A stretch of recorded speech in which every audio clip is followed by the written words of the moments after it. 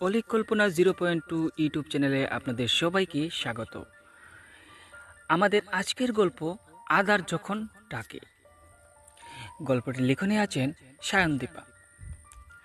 আমাদের গল্পের উদ্দেশ্য হচ্ছে আপনাদের বিনোদন দেওয়া। এখানে কারোর ঘটনার সাথে বা কারোর সাথে যদি কোনো ধরনের মিল থেকে থাকে তাহলে কিন্তু সেটা অকল্পনীয় এবং অবাস্তব। আমাদের উদ্দেশ্য হচ্ছে আপনাদের সামান্যটুকু বিনোদন দেওয়া।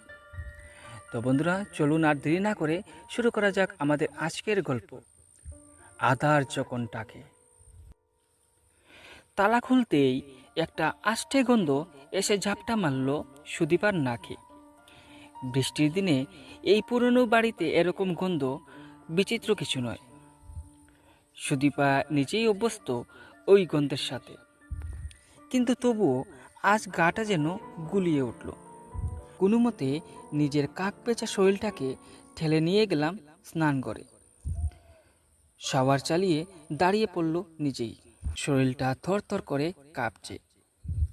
শাওয়ারের জল এক নাগাড়ে পড়ছে চোখে মুখে। পাহাড়ি এলাকা, এখানে জলের ব্যবহার করতে খুব পরিমিতি, কিন্তু সুদীপার আজ ভ্রক্ষেপ নেই সেই সবে। আচ্ছা, পুলিশ সত্যিই সুদীপটাকে খুঁজবে?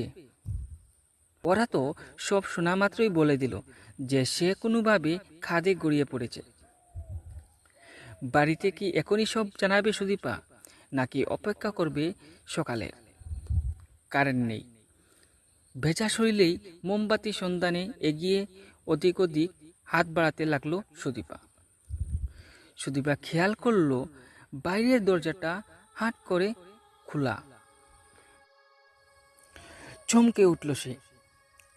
ঢোকার পর দরজাটাকে সে লাগায়নি? মনে পড়ছে না কিছুতেই।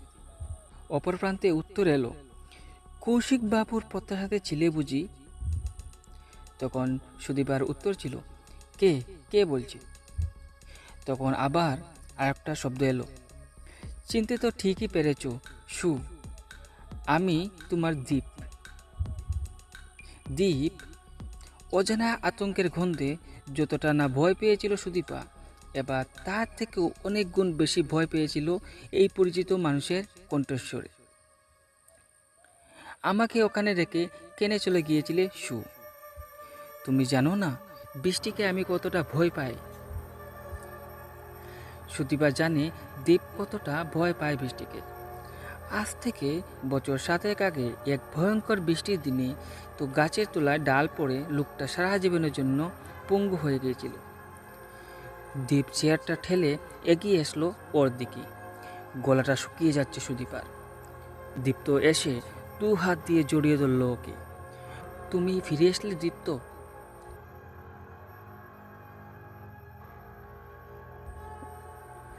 কেমন ফেস ফেসে শোনালো দীপ্তর গলাটা। কারা? আশেপাশে ওদের দেখতে পাচ্ছি না।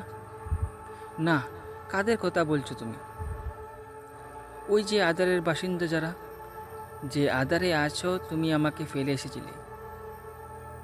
চিৎকার করে উঠল সুদীপা। তোমায় ছাড়া যে আমার এক মুহূর্তই চলে না সু। আমাকে ফাঁকি দিয়ে কোথায় পালাবে ভেবেছিলে? তখন সুদীপা না না করল। দীপ্তর বাহুবেষ্টনী ছাড়িয়ে পালাবার চেষ্টা করলো সুদীপা, কিন্তু পারল না এক চুলো নড়তে। ও স্পষ্ট অনুভব করতে পারছিল দুটো হাত যেন মাটি ফুঁড়ে এসে ওর পা ঝুড়িয়ে ধরল।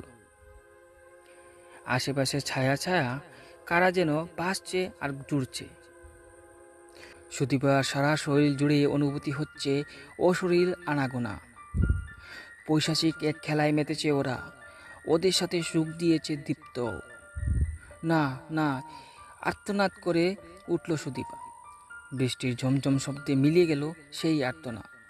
পালাবার পথ নেই আর। বন্ধুরা, আমাদের আজকের গল্প ছিল আদার যখন ডাকে। গল্পটির লিখনে ছিলেন সায়নদীপা এবং গল্প পাঠে আমি সুব্রত। আশা করছি আমাদের এই গল্পটা আপনাদের ভালো লাগবে। যদি ভালো লাগে তাহলে অবশ্যই সাবস্ক্রাইব করে আমাদের পাশে থাকবেন এবং ভিডিওটাকে অবশ্যই একটা লাইক করে দিয়ে যাবেন, এবং আমরা চেষ্টা করব আপনাদের জন্য আরও ভালো ভালো ভিডিও নিয়ে আসার। এবং ভালো ভালো গল্প শোনাবার। ঠিক আছে, তো ততক্ষণের জন্য বন্ধুরা আপনাদের সবাইকে জানাচ্ছি শুভরাত্রি।